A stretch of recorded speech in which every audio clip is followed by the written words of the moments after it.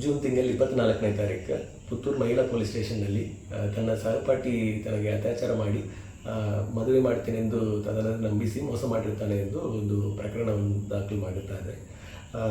ಸಂತ್ರಸ್ತೆಯು ಶ್ರೀಕೃಷ್ಣ ಎಂದು ಆರೋಪಿ ಮೇಲೆ ಈ ದೂರನ್ನು ಕೊಡ್ತಾ ಇದ್ದಾರೆ.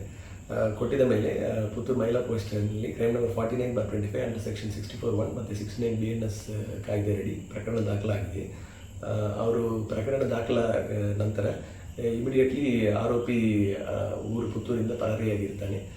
ತದನಂತರ ಅದನ್ನು ಡೀಟೇಲ್ ಆಗಿ ಇನ್ವೆಸ್ಟಿಗೇಷನ್ ಮಾಡಿ ವೆರಿಫೈ ಮಾಡಿ ನಿನ್ನೆ ಆರೋಪಿಯಾದ ಶ್ರೀಕೃಷ್ಣ ಅವನನ್ನು ಮಹಿಳಾ ಸ್ಟೇಷನ್ ಠಾಣಾ ಸಿಬ್ಬಂದಿಯವರು ವಶಕ್ಕೆ ಪಡೆದು ಇವತ್ತು ಅವನನ್ನು ಅರೆಸ್ಟ್ ಮಾಡಿದ್ದಾರೆ.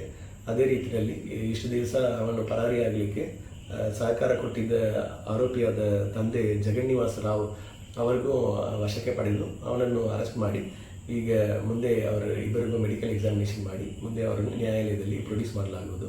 ಮುಂದೆ ಈ ಪ್ರಕರಣದಲ್ಲಿ ಕಾನೂನು ರೀತಿಯಲ್ಲಿ ಅವರ ಮೇಲೆ ಸೂಕ್ತ ಕ್ರಮ ತಗೊಳ್ಳಲಾಗುವುದು.